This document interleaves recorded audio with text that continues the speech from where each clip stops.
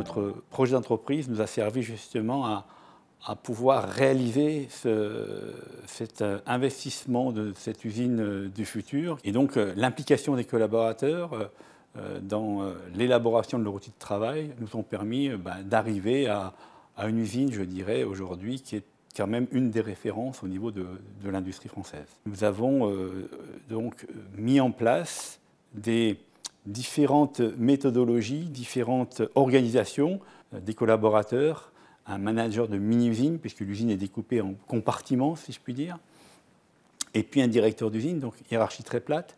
C'est le manager qui est en permanence sur le terrain, avec des rituels au quotidien pour avoir cet échange avec les collaborateurs.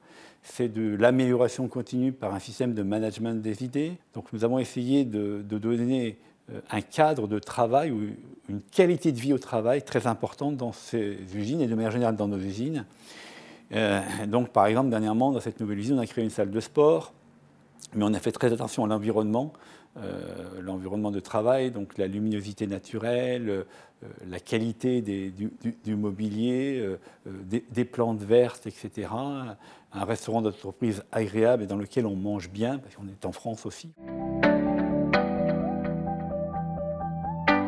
Rien n'empêche la mesure. Autrement dit, nous savons exactement sur telle machine le nombre de pièces que nous avons produites, au niveau des lignes de montage, le nombre de produits que nous avons assemblés. Donc chaque collaborateur sait ce qu'on attend de lui, ou chaque groupe de travail, parce que sur une ligne de montage, on ne travaille pas seul, chaque groupe de travail sait ce qu'on attend de la performance industrielle, et il a pour cela des indicateurs en temps réel qui lui disent si effectivement il a atteint ou pas. Et s'il n'a pas atteint cette performance industrielle, il doit quelque part la justifier. Il faut aussi savoir remercier et fêter. Quand vous avez dans un service de maintenance 10 ans sans accident du travail, eh bien, il faut savoir le fêter. Et qu'on a lancé l'année dernière, en fin d'année, une opération de construire un sapin de Noël avec des rebuts d'entreprise. Quelque chose qui me paraissait une idée un peu rocambolesque. C'est avéré un grand succès puisqu'il y a eu plus de 80 sapins de Noël qui ont été édifiés dans les différentes directions.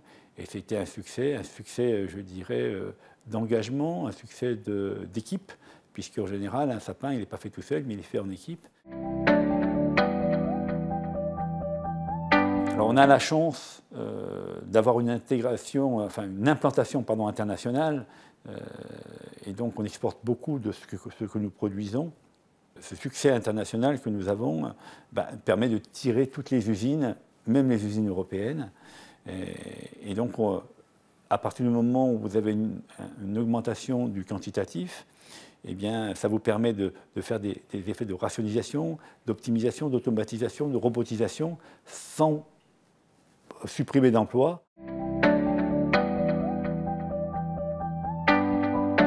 Le fait d'appartenir à un groupe familial nous permet d'investir à moyen et long terme. Et quelquefois, on peut même investir à contre-courant de certains cycles économiques. Donc je crois que c'est une réelle chance d'appartenir à une société familiale qui lorsqu'elle a confiance en sa filiale, lorsque sa filiale a des résultats, bien entendu, lui permet d'investir à long terme. C'est la raison pour laquelle nous avons investi dans une 3e usine en 2015 et nous allons encore faire une extension de notre fonderie d'aluminium sur la Lorraine.